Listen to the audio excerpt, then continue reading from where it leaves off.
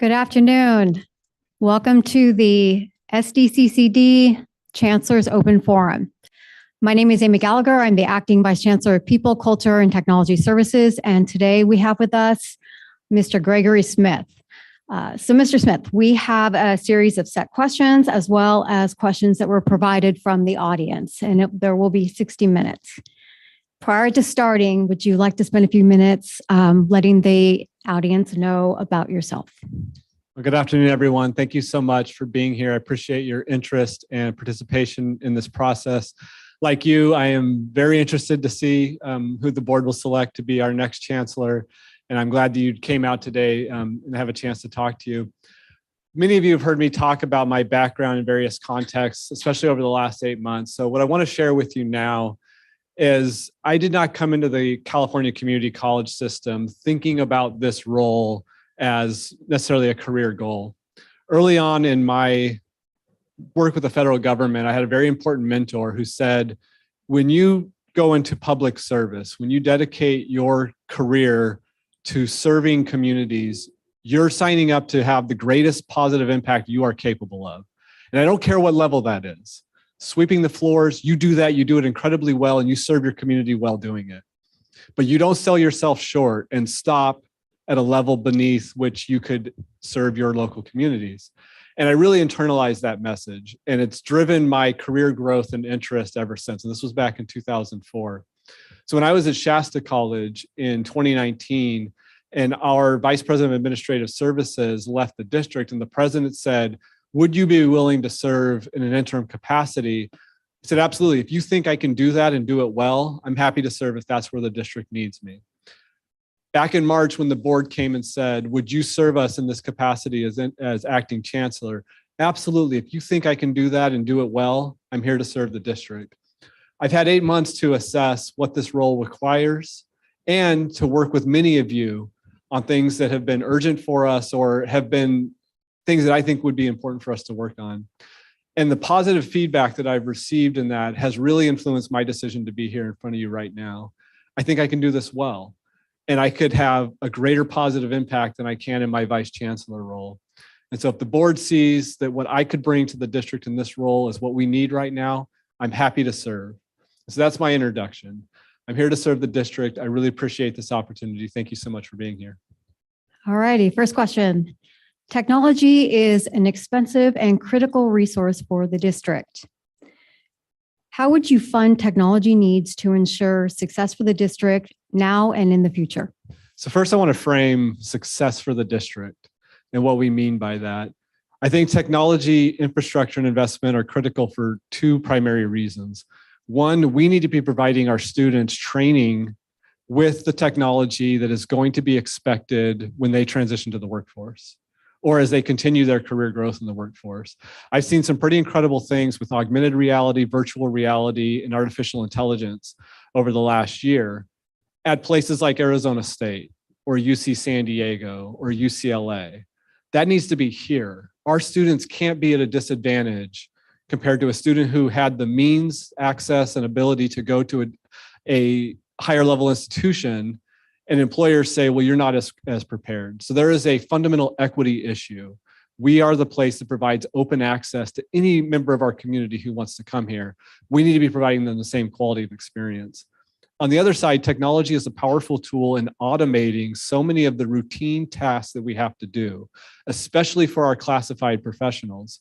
If we can spend less time on data entry and more time on human interaction, we can fundamentally change the way that we serve our communities in the way that's needed.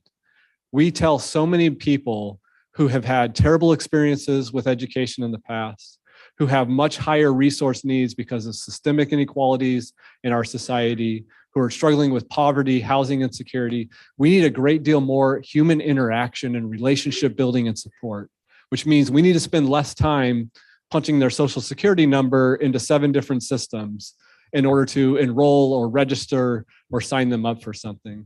And so automating so that we can really spend our time where it has the greatest value is critical, and making sure that our students are learning on the technologies that are going to be part of the workforce in years to come. There are some other advantages to this for us in how effective we are in higher education. I saw a demonstration of an online class using Canvas, a math class, where as a student went through and completed a math problem, AI was evaluating the accuracy of their work at each step and could then intervene and say, you might want to go back to step 2 and look at this again without being specific. And the student could go back and do it again and say, you might want to look at the first part of this, and then you might want to look at this specific step. So the student's getting real-time direct feedback to figure out what they need to correct. They're learning on the fly. The instructor is able to then see where is the student running into issues. So they can now tailor their interaction. They can reach out to the student and say, hey, I saw that you were having some difficulty with this piece. Let me provide some specialized instruction, getting the most value out of their time and resources in serving the student. As an organization, we could be collecting that across every single class that we're offering in Canvas online and seeing patterns across tens of thousands of students to say, wow, look, 80% of our students hit a failure point here. We need to change what we're emphasizing in instruction in order to address that before they attempt the problem. We can be more efficient, more effective. We can then disaggregate that data. Are there differences when we consider a student's race or ethnicity, their gender identity status, disability status, all of these different categories of data we're collecting, we can see. So when we talk about operationalizing equity in the classroom, we can actually have data to tell us where we should be spending our time and effort. Where are the gaps that we can fill by the examples we're using, the resources we're giving, the way that we're teaching. Data-informed decision-making at that level is possible, but we need to be able to make the technology infrastructure investments to make that possible, both in terms of data collection, storage, and analysis, and people, researchers, to be doing that work. We could go on about how we might fund that, but I expect that may come up in another question, so I'll hold off on the second part of that. So the next question is from one of our community members. If you were selected as the next chancellor, how would you address food and housing insecurities for students? So we've made our initial attempt at addressing housing insecurity. The state made this possible by offering $75 million for us to launch an affordable housing complex at City College. We're going to learn a lot from this.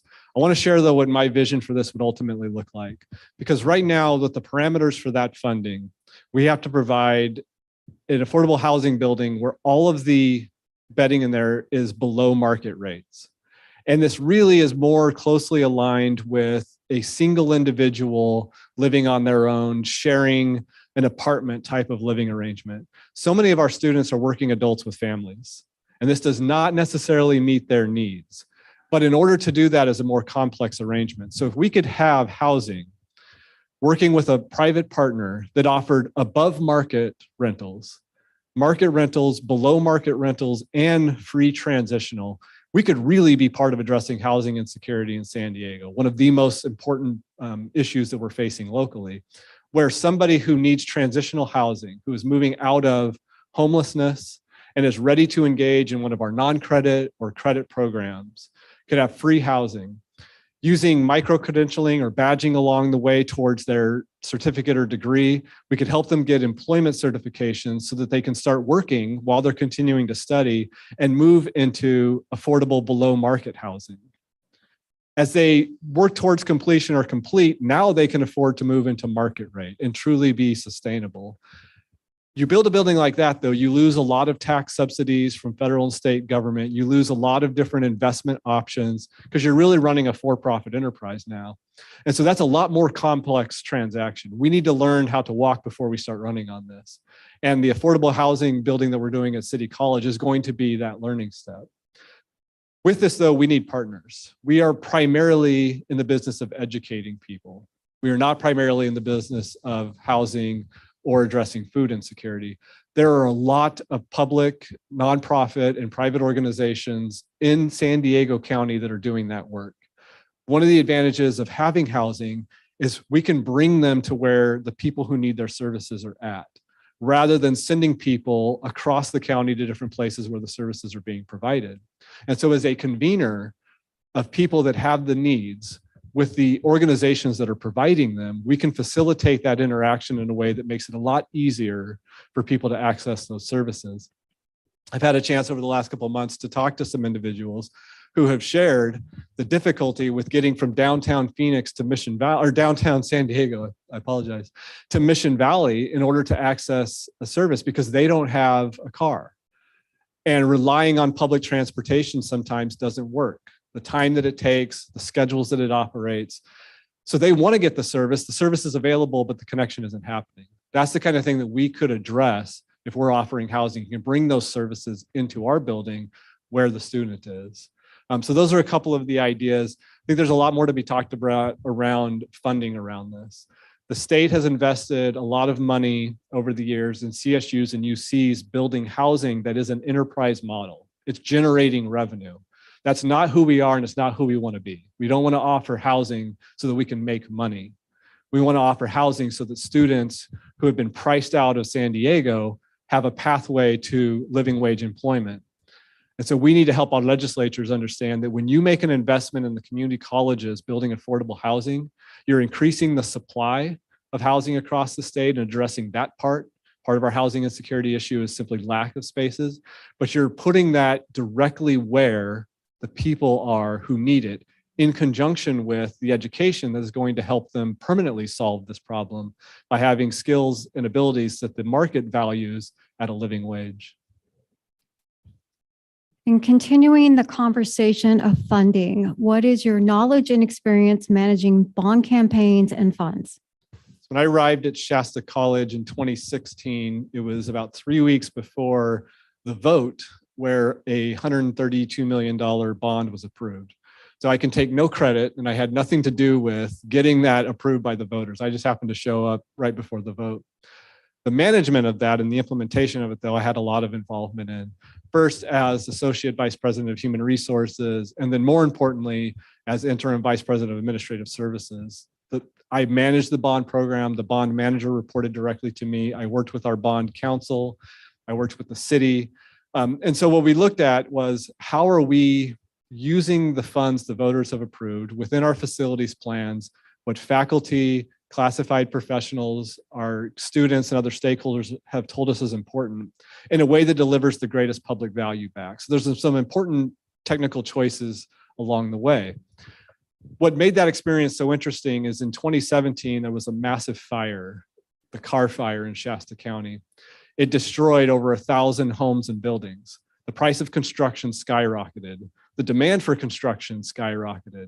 So something as simple as an athletic field house that we had planned and budgeted at about $750,000 suddenly became $1.2 million because the cost of lumber and the cost of hiring the contractors to build it went up so high because they were inundated with bids and opportunities to do work. So we had to go back and start to reprioritize.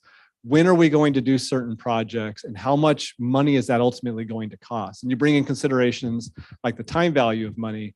Doing this project today in today's dollars is always less than tomorrow in tomorrow's dollars. So how do we adjust our priorities within the greatest need for our students and within managing the funds effectively as a competent steward of public funds? Becomes a balance in there. Also, working with our contractors. One of the most important things in managing a bond campaign is managing the unanticipated construction costs that come up. There are always a certain amount, but there are contractors who will underbid in order to win, knowing that they are going to hit you with change order after change order after change order. And when you come back and look at the end, you spend 150% of what they had quoted you. They were not the low bidder. And if you're not competently managing that, if you don't have the staff and resources to be able to push back, to speak their technical terminology and say, no, you don't need to do that, and here's why, then you run the risk of really overspending on individual projects, reducing the amount that you can accomplish. In doing a bond campaign, as we've, over the last 8 months in the lead up, I've learned that there's a lot of work to be done on helping our local communities understand the value of what we do. And I would say there are two things that are really clear indications of how well our communities understand our public value proposition. That is, your investment in us, what does that mean back for me? One is enrollment. Are people coming here saying, you're offering a valuable service to me that I want to take advantage of? The other is something like support for a bond campaign. And I think part of this work is helping the voters to reframe their understanding. For example, performing arts and athletics tend to poll very poorly for bond campaigns. People saying, I don't want to invest money in those for one reason or another. But in so many communities I've lived in, a performing arts center attached to a community college is a cultural center for that local community. It's where holiday celebrations happen. It's where high school graduations or proms happen. It's where people can rent that space and hold weddings and events. These mean a ton to us when they're in our community. We value them when we can see them. If we're not talking about them in a way that helps frame public's understanding of what this investment would mean for us, the value that we would get from it, then we're going to continue to see the same results. So I think it's also about going out and helping the public understand, why is this important? What is this going to mean in terms of the investment that I'm making through my tax dollars and the return of value to my community? The next question comes from one of our employees. Please describe how you have promoted a campus or district which is free from harassment and offers supportive measures in accordance with Title IX regulations. Well, first, let's address that there have been laws and regulations prohibiting harassment, discrimination for decades, and that did nothing to end harassment or discrimination.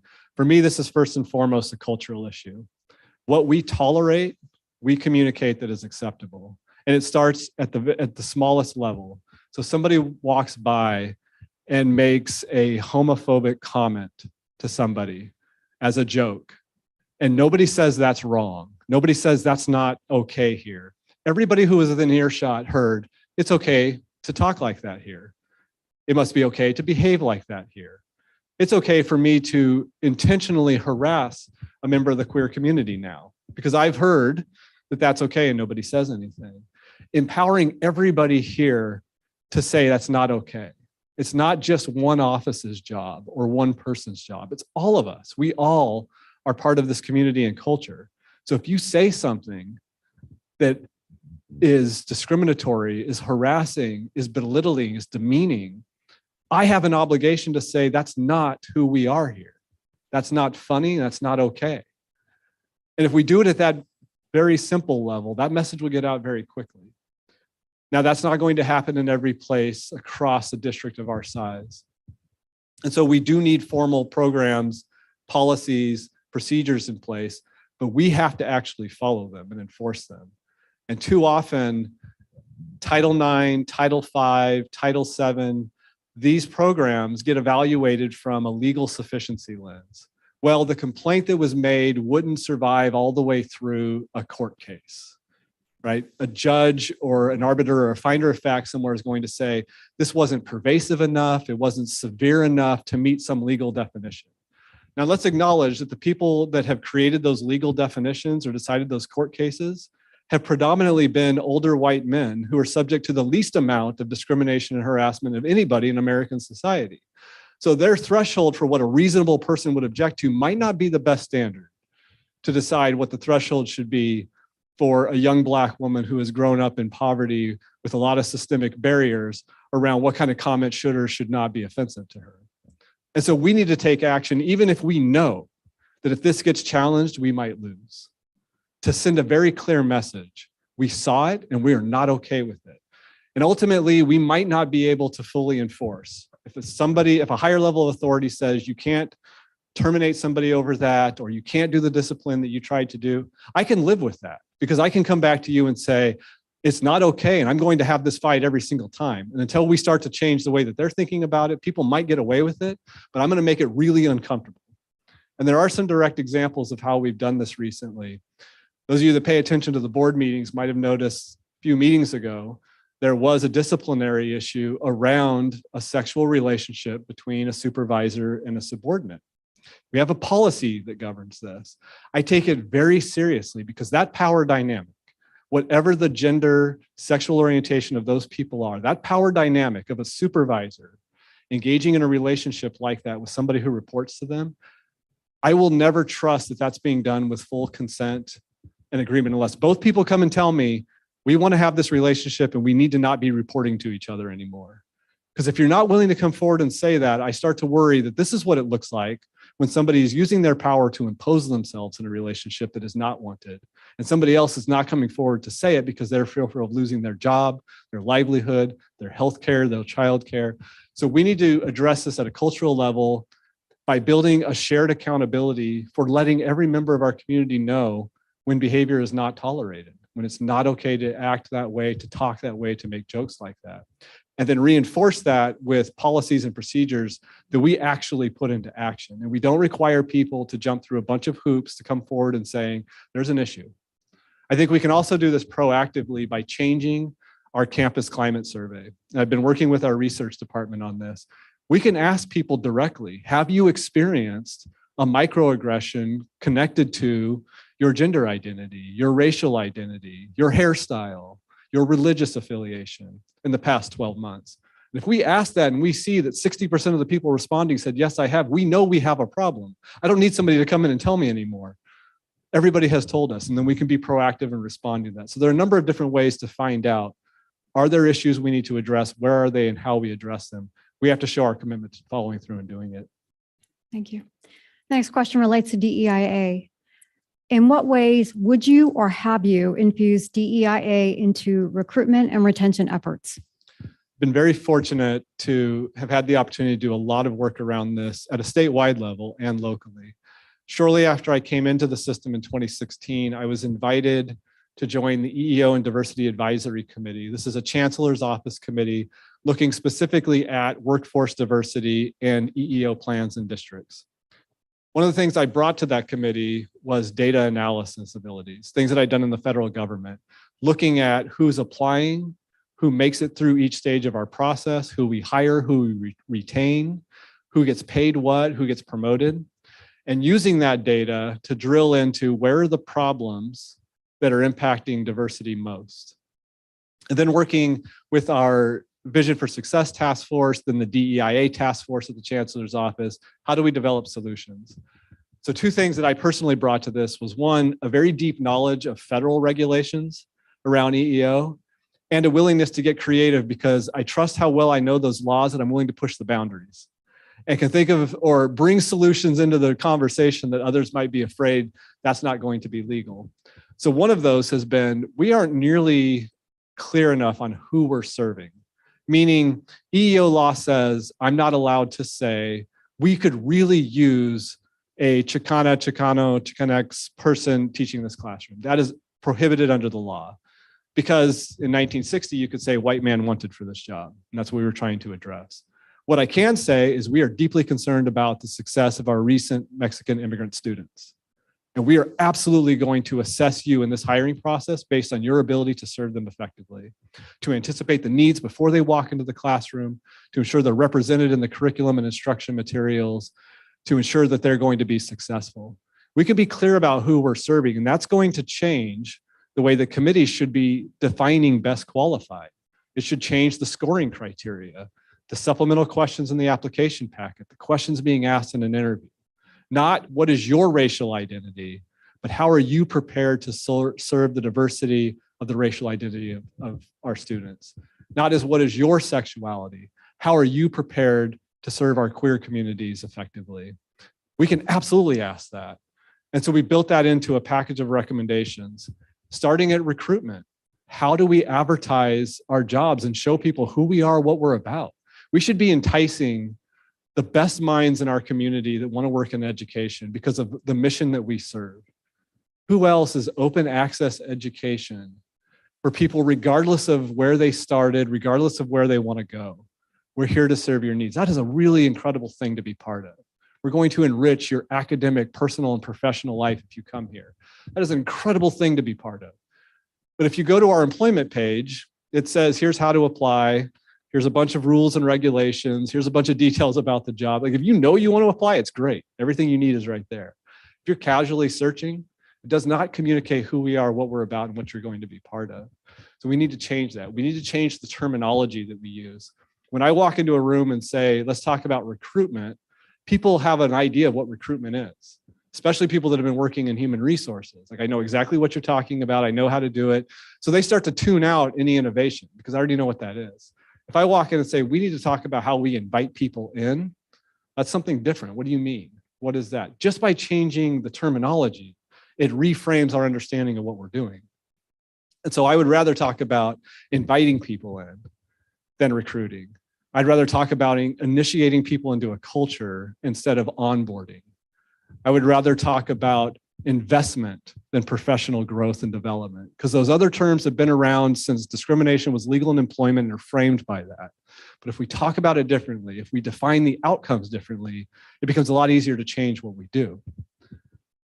Working through our hiring process locally, this isn't finished yet, but I've been talking with our Senate presidents to make sure that we can do this with faculty, classified professionals, supervisors, managers, all at the same time.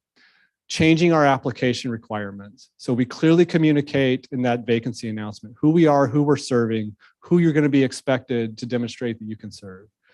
Now let's have the committee come together and write prompts so that a candidate gives us that information, not guesswork.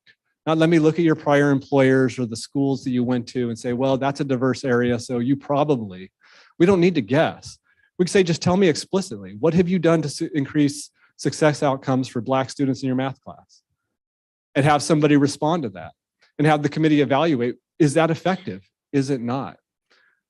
Do that same process in thinking about our interview questions. That forces us to score candidates differently. If we hire based on the ability to fully serve the diversity of our students, communities, each other as employees, if we hire based on demonstrated success in creating inclusion, and creating opportunities for equitable outcomes, we start to fundamentally change who we are organically over time.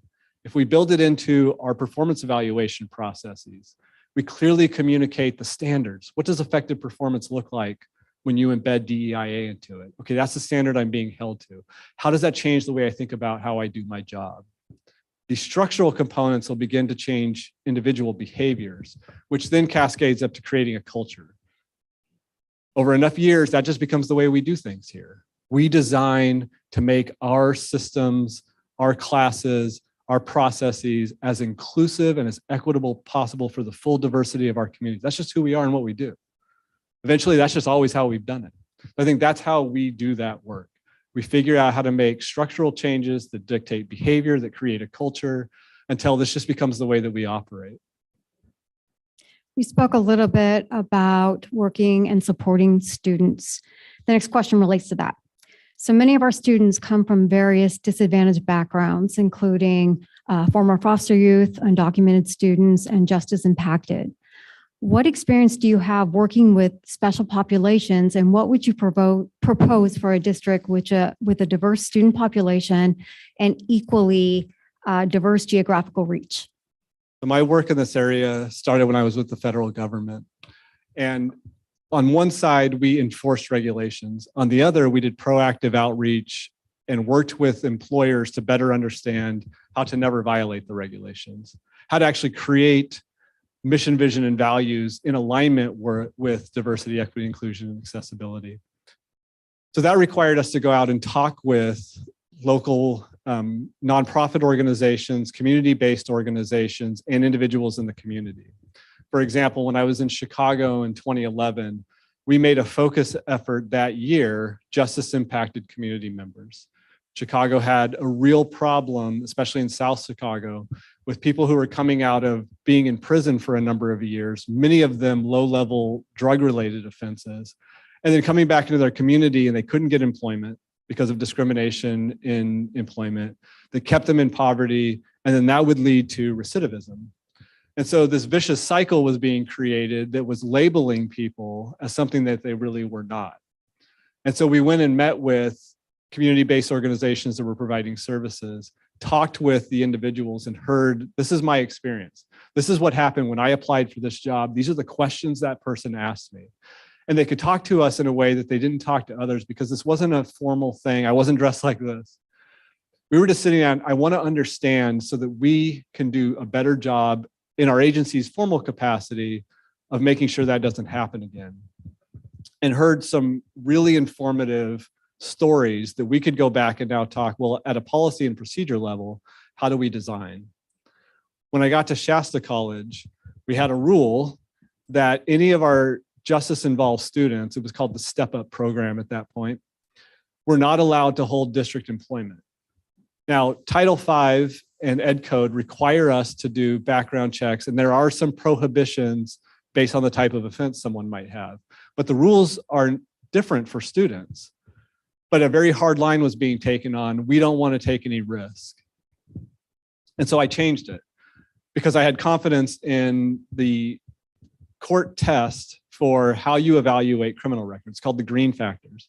So how long ago was the offense? What was the nature of the offense? How related is it to the job? How likely is it that somebody in this position would commit a similar type of crime? So you don't want to hire somebody who's been convicted of embezzlement to be your chief business officer. That makes some sense. Why would a DUI matter for our electrician? But that's the kind of thinking that was being applied. And so I worked with the director of the Step Up program and our dean over that area to develop a series of criteria, and then helping them understand those criteria, they could help the students understand how to meet the criteria. So we could show legal sufficiency, we could show risk management and that aspect of our business, but most importantly, we could become part of a student's full pathway back into completing their degree program and being employed. We could work with local law enforcement and community organizations that were part of that network in order to provide a really high level of support by understanding the lived experience and the needs that those individuals had. We've done similar things in other capacities. So working with students experiencing homeless insecurity and connecting them with resources so that they could show up to class on time. Right? It seems like a minor thing sometimes for us to think about the things that we do just to be able to arrive. You take away all the support structures that we have, and that becomes a monumental task. How do we leverage relationships with other organizations to be able to fill those gaps in a way that allows the student to understand that we care, value, and are deeply invested in your success here? So there's just a couple of examples of how I've done that work. Looking forward, much of the student services support type of things that we do have been funded by the state through categorical programs. Some of those very short term. The problem with that is when those funds go away, the student need will not.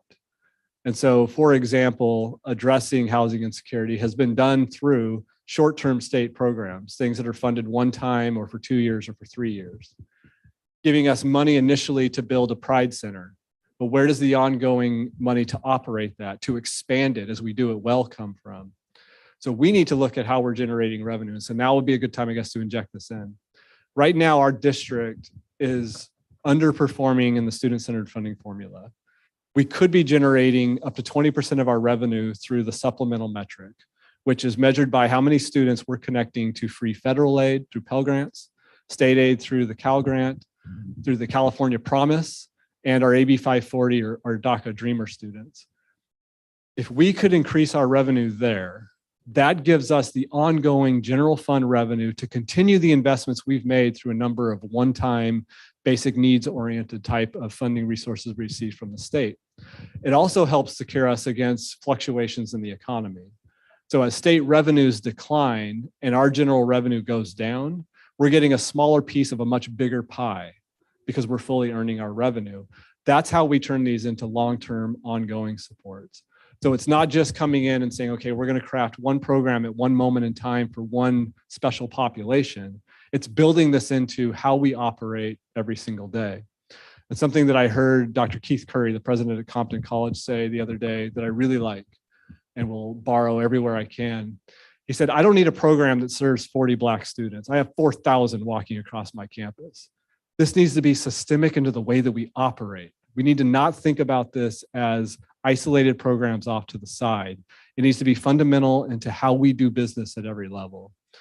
When I think about special populations, yes, we want to be absolutely aware and mindful of the specific needs they have, but we want to build that into a comprehensive set of how we operate from a level of accessibility for all of our populations, all of our special populations. Thank you.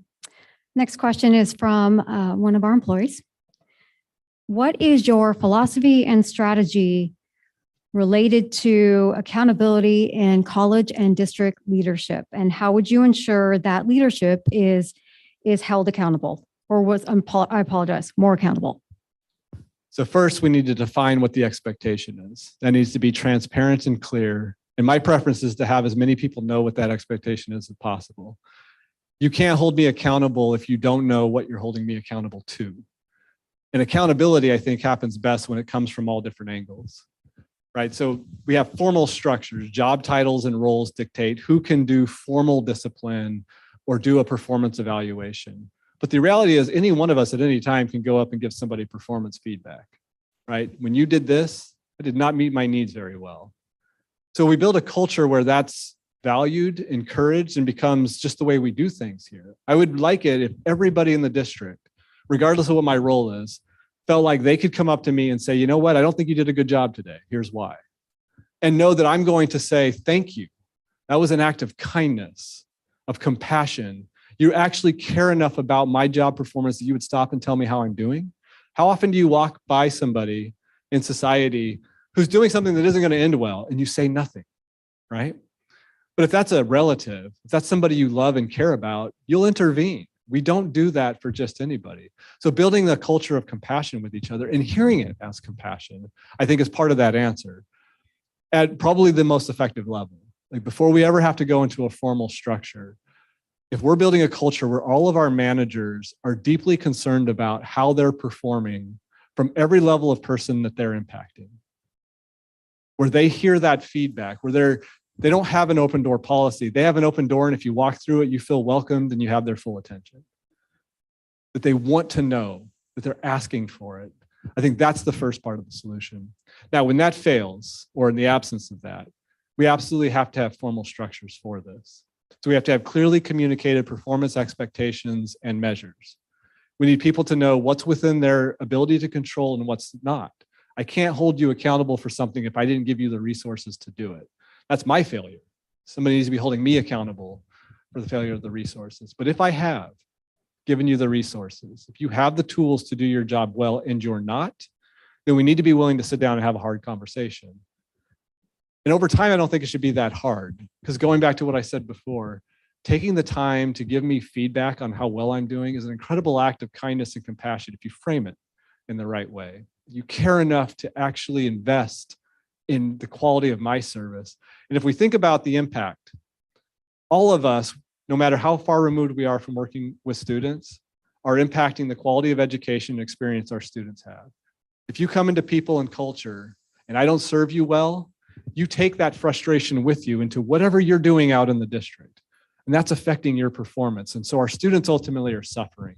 And if we internalize that idea, doing my job well means our students get served better, I think it gets a lot easier to hear feedback and to change based on that feedback. But again, if somebody doesn't, then we have performance evaluations in place. We need to use those to say, this is what's not working and this is what needs to change. And then we need to have accountability within that. If by a certain time you haven't done these changes, there are going to be escalating consequences, up to we can't tolerate not serving our students well.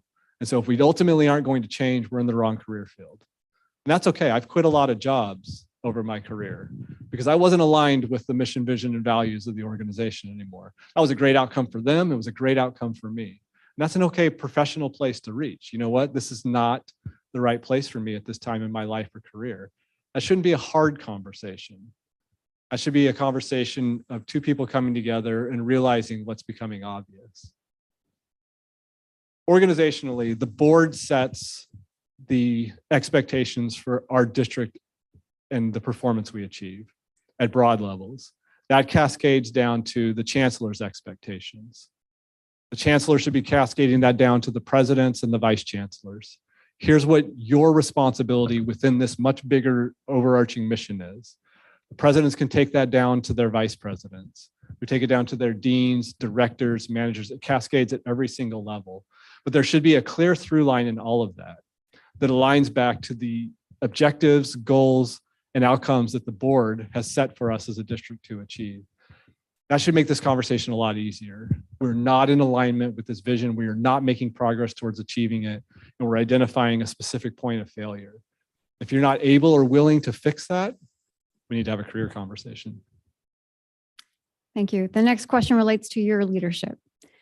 What is your leadership engagement in the communities you serve? So I've had a lot of opportunities to influence things that affect our district in many different ways. First, I would say just philosophically, my approach is to think about how is this engagement outside of our district aligned with the mission and vision and values of our district? So one of those opportunities recently was talking with our Metro Collaborative. This is a group of other public agencies, education and non-education. So San Diego Unified is there, the city, the county, nonprofit organizations and foundations, San Diego Foundation, the San Diego Regional Policy and Innovation Center, representatives from the mayor, other elected officials. So you have a lot of different stakeholders in the room thinking about big issues impacting the San Diego region. Now, as I go into that space and think about how do I make my engagement here align with who we are as a district and what we're looking to accomplish? One of the conversations we had recently I want to share with you was around helping residents achieve a living wage in San Diego. Unfortunately, this conversation too often goes towards how do we help residents in low wage jobs get skills and training to get out of that job into a higher wage job. We don't address the core problem. We have low wage jobs. Why as a society is it okay for us to tell somebody, if you're willing to work full time, we're only willing to make sure you can afford half of your basic needs? This is a structural problem. We don't have enough time to get into full history of it, but it connects back to slavery and other forms of exploitation and oppression that were fundamental to the country's founding. Certain occupations done by certain people have been tremendously undervalued, and that persists through to today. So we were talking about this in the Metro Collaborative. How can we ensure that when we tell somebody, if you come to our community college, if you go through San Diego Unified, if you go to UCSD or SDSU, that you'll have this outcome on the other side. You can actually get a living wage job. And so in thinking through this and talking with it, I decided I'm going to turn the conversation and say, how about we work on how we professionalize employment that is currently undervalued? That we have private, public, and nonprofit industries recognize the value of occupations that are currently below living wage and they start paying a living wage. That conversation led to something that we'll be announcing soon. Our district is going to become a living wage employer, meaning we're going to ensure that every single job in the district, Nance all the way up, pays a living wage in accordance with the MIT living wage calculator for San Diego. No less than $22 an hour for our Nance employment, no less than $30 an hour for our contract employees. We're going to lead by example on this. And we're going to force them to explain to their employees why they can't do it. And in the process, help them get creative in figuring out how they can do it. So we were able to figure it out, and I'm sure they can too. Partner with private industry to credential employment that currently really doesn't have any credentials. How many people have walked into a store, a restaurant recently and had customer service that left you wanting? We are realizing now post-COVID that customer service is an incredibly valuable skill set, and we all benefit greatly when we can go and have great customer service. That's not been professionalized in very many industries. There aren't badges or credentials or degrees or certificates that attach to that to say your value in the labor market should be higher. We can help fix that, working with organized labor, working with private industry, professionalizing employment that up to this moment has not been considered professional in a way that society sees the value and the wages they earn provide a living wage in our region. Slightly off topic from the question, but I think ultimately related to, that's what leadership to me in the community looks like. It's going out and leveraging those relationships to create positive outcomes for us as an institution and increase the positive outcomes we can have in society. We're doing really well. Poverty rates should decline. Quality of health should increase. Crime should decrease. Lifespan should increase. These are the things that are associated with educational attainment. We are doing really well as a community college system. That's the kind of impact we can have locally. So that frames my engagement locally. Thank you. The next question also relates to relationships. What is your philosophy around and experience with securing outside funding for the district or for any district? Yeah, so starting with the philosophy, the danger in chasing external funding is the priorities of the funder have to start to become your priorities. Anybody that's worked in the nonprofit sector knows this really well. Mission creep, as it's often referred to. Some rich benefactor comes in and says, I want to give you $2 million to address this thing that isn't really what you do, but hey, it's $2 million. We can't say no. The other part of this is you can't spend $1.20 to earn $1. And Vice Chancellor Dowd's voice is in the back of my head as I say that, because she would say it often. So if we go out and pursue some philanthropic dollars, and we have to set up an entire infrastructure to do administrative services around spending that money to the point that we're spending more than what we actually received, that doesn't work. So as we go out and pursue philanthropic endeavors, we need to make sure that it's mission aligned. Part of that for me is framing. How do we help people understand what their funding priority, how their funding priorities overlap with the work we're doing? I had a chance to talk with the Conrad Previs Foundation recently, and they have 4 key pillars to their philanthropic activities, one of which is around healthcare, access into healthcare employment, addressing nursing shortages, diversifying healthcare. We fit into that as we have a phenomenal nursing program at City College, and City College serves a far more diverse community than what current rates of participation in the workforce for nursing are. This connects directly to health outcomes. One of the problems we have is so much research in health has been done on white men. And so issues that people who identify differently have been not well understood and have not been served very well. Black women in particular have had horrible experiences with healthcare because we don't understand, because of the way that it's been framed. So as we think about the training that we're doing for people in our ADN program at City College, how that could affect the diversity of nursing in San Diego, how that could change the understanding of the needs of the community members going in to get healthcare services, that's a completely different way of understanding how Conrad Previs could engage with us to achieve their core mission. But if you can't come in and talk about that framing, help them see who we are through a different lens, then that conversation might stop with, well, you aren't really aligned directly with what we're trying to pursue. We think about investments in housing insecurity. There are a lot of funders who say we will not invest in building housing. That's not where we're going to spend our dollars.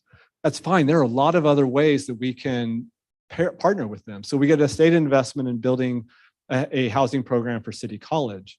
But now all the wraparound services we want to provide to support basic needs, we're not asking you to fund the housing, but to fund infrastructure inside the housing that is going to benefit students. It's thinking from those perspectives. I think there is a tremendous opportunity for community colleges. This is a completely untapped resource. The UCs, CSUs, and private universities have done an incredible job of connecting people's identity to where they got their bachelor's degree or master's degree or doctoral program. Athletics have been a tremendous way for them to do this. What do I know about the University of Alabama? Nick Saban's their head coach. What do I know about their academic programs? Virtually nothing. Right? And they get a lot of money around that. Or the Stanford model of, we will be an incubator essentially for you, but we're going to own 1% of your business. And so when Phil Knight at Nike creates $1 billion business and gives them $1 billion back, they have a built-in model because the person's identity is so connected with that. I think about my experience starting at community college. I would not be here today if I hadn't had a community college as a pathway. I never would have gotten a degree. But I don't feel that same level of connection to Cerro Coso because they've never tried to cultivate it. They've never reached out and said, hey, you're one of our alumni and you're doing well in this system. Come help us communicate that message to other students. There's so much we could be doing to help connecting people to our mission in ways that they can support it at every single level. We talked about it during the recent Promise Giving campaign. If each one of our contract employees just did $10 a month, it's $300,000 a year to support tuition and educational expenses for our students. That is a massive return on investment for a relatively small investment on our end. But we've not cultivated that kind of relationship. So we absolutely need to make this a focus area. It is in our strategic plan. We've hired a tremendous vice chancellor to do this work. And I absolutely see us doing so much more quite successfully. The other thing I would add is the opportunities to get funding from the state and federal government have increased. So congressionally directed projects are back. And we are among the top 5 community colleges nationwide in getting congressionally directed funds invested back into our community. We have a wonderful advocate in Washington, D.C. that we work with on this, who helps us understand the current climate in Congress and what they will support, what can get bipartisan support and actually make it through. So this is an example of where we can get funds that we might have used general funds. We might have used deferred maintenance funds, but if we can get funding from the federal government, we can put those funds elsewhere. So thinking creatively from that perspective, having resources available to help us understand how to navigate that. But ultimately, we need to do a much better job as a system of helping people understand why investing your dollars with us can touch so many more lives than it can the school that you went to that has your favorite football team. Last question. You ready? Okay. Last question is from a community member. Given your current status of acting chancellor, if you are not offered the permanent position, would you stay at SDCCD? I don't know if this helps or hurts my chances. I love my job. I love this district. I don't care what the role is. I want to be here. So if the board, who I have complete confidence in, says one of the other finalists is the better choice for this role, I will happily go back to being a vice chancellor, supporting that person. We're going to continue a lot of the things that I've talked about. We've gotten so far down the road on some of them, you can't unwind them now. But I will be here doing that work, working with you. No, I would not be leaving unless that person came in and said, you need to leave, which would be a very sad day. Just as a personal aside, some of you know this, my dad grew up out in El Cajon and La Mesa. My parents moved just before I was born. I'll never forgive them for this, out to the middle of the high desert in a tiny little town. It has been a career aspiration since I was like 18 to get to San Diego. I almost had an opportunity in 2011. I had applied for a job in Chicago. I was living in Arizona, and it took them 6 months to make a hiring decision for that job in Chicago. In October, this was July through December. In October, the same position at the San Diego office in downtown opened up. So I applied. I got a call on a Thursday offering me an interview for the San Diego office. I was very excited. I got a call on Friday from Chicago offering me the job. I really wanted to say, I'm going to need 2 weeks or so to think about it, but decided you don't turn down the opportunity in front of you for the thing that might happen, because I might just end up sitting in San Diego or in Phoenix for several more years. But no, getting here has long been a personal aspiration. I have loved every minute of the last 3 years, even the really tough ones. And the last 3 years have had a few of those. I'm not leaving unless you force me out. Okay, that concludes our questions. Are there, in the time you have remaining, is there anything else you would like to add or say to the audience and those watching the forum? Let me say this. We talked about it in some aspects, but I really want to share with you, when we talk about who we are as a community college system, who we served, how that has changed over the years. I've made references throughout to the fact that we exist in a social structure that was really created around exclusion, who was not allowed in, property ownership, voting rights, employment. So many things that we deal with today come out of that legacy. We don't get to choose. I was at the HUBU conference down at City College a couple of weeks ago, and President Shabazz opened it up by talking about colonialism. And so I adjusted on the fly because I might have been the only white person in that room at that point, and had to say, I am the face of colonialism. I've never enslaved anyone. I've never sailed a boat over to somebody's land and taken it away from them. But that's what I've inherited. And whether or not I like it, I have a responsibility to be part of fixing that. And so when I think about our system, who we are as a district, if we can frame ourselves to serve the most vulnerable members of our community, if we can frame ourselves to serve those who have had terrible experiences everywhere else they've been, this raises the level for everyone. We all experience a better environment if we do that. Most importantly, someone who looks like me learns that most people around the world are not experiencing it the way that I am. The things that I get to take for granted, the privileges I enjoy, are not equally distributed. And that understanding allows me to be a better member of my community. It allows me to serve people in a better way. It's incredibly hard work. It's humbling work.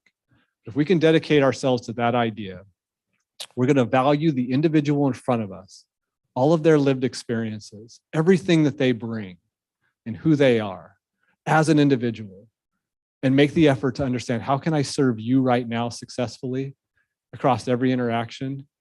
We can be transformative in our community. We can truly be a gateway, a pathway to upward socioeconomic mobility for every member of our community. So that's the work that I'm here to be part of. Vice Chancellor, Chancellor, or whatever role I'm placed in, that's what motivates me. That's the framework I'm going to be coming from. So thank you so much for the opportunity to talk to you in this way. Day to day in the operations, we don't often get to pull back and talk at a philosophical level. I've got to do a lot of that today. I really enjoyed it. Thank you, Amy, for facilitating this. Thank you, Dan and John, for all the work you do to make sure that everybody who was not able to be here in the room is able to see it. Please give your feedback to the board. If you don't think I'm the right choice, tell the board that. They need to know your perspective on who should be leading this district. And I am totally fine with you thinking that somebody else is better suited, but I don't want them to make a decision in the absence of knowing what you think. So please take the time to do that. Thank you. And thank you for coming today.